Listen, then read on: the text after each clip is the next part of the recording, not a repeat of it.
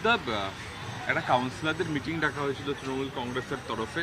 আমি জানি না আপনি ডাক পেয়েছিলেন কিনা, কিন্তু সেই বৈঠক বাতিল করে দিতে হলো। তার কারণ প্রায় অর্ধেকের বেশি কাউন্সিলর তারা যাবেন না বলে সিদ্ধান্ত নিয়েছে।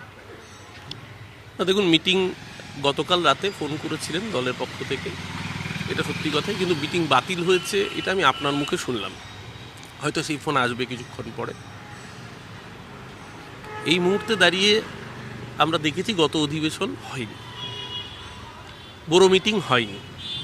মেয়র যেখানে নিজে বলছেন যে এই অবস্থায় কাজ চালিয়ে যাওয়া সম্ভব নয়, তাহলে সেই জায়গায় দাঁড়িয়ে বোঝাই যাচ্ছে যে সরকার পক্ষ চাইছেন যে প্রশাসক বসে কাজটা সুষ্ঠুভাবে হোক। আমরা যারা কলকাতার জনপ্রতিনিধি, আমাদের প্রথম প্রায়োরিটি হচ্ছে কলকাতার মানুষের কাছে।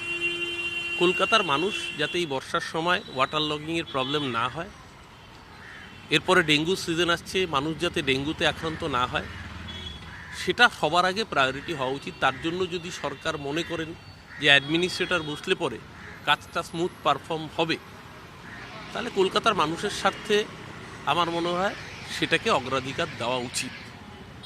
আমরা যেরকম নির্বাচিত জনপ্রতিনিধি, নিশ্চিতভাবে আমাদের কার্যকালের মেয়াদ ডিসেম্বর মাস অবধি রয়েছে, কিন্তু যেহেতু মেয়র পদত্যাগ করেছেন তার জন্য বোর্ডটাই এখন ডিফাঙ্ক।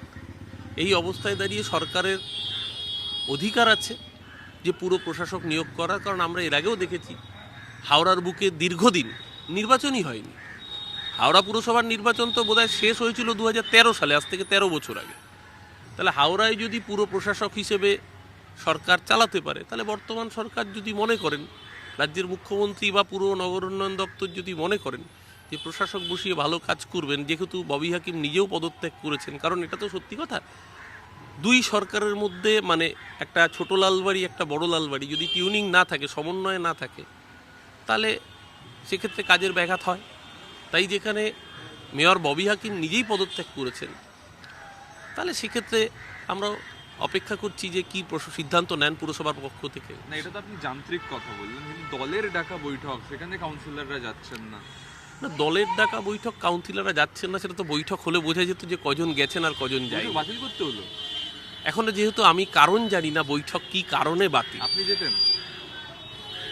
আমার আজকে সন্ধ্যেবেলা একটা অনুষ্ঠান রয়েছে, যদি আমার সময়ে সেই দুটো অনুষ্ঠানের টাইমিং প্রায় কার্যত কোয়েনসাইড করে যাচ্ছিল, তাহলে চিন্তা করতাম নিশ্চিতভাবে। কিন্তু সেক্ষেত্রে আমার একটাই বিষয় যে কলকাতার মানুষের পুরো পরিষেবা যাতে কোথাও ব্যাহত না হয়, তার জন্য যদি সরকার, বর্তমান সরকার মনে করেন যে তারা প্রশাসক বসিয়ে সঠিকভাবে পুরো পরিষেবা দিতে পারবেন, কলকাতার মানুষ যেন সেই পরিষেবা পান।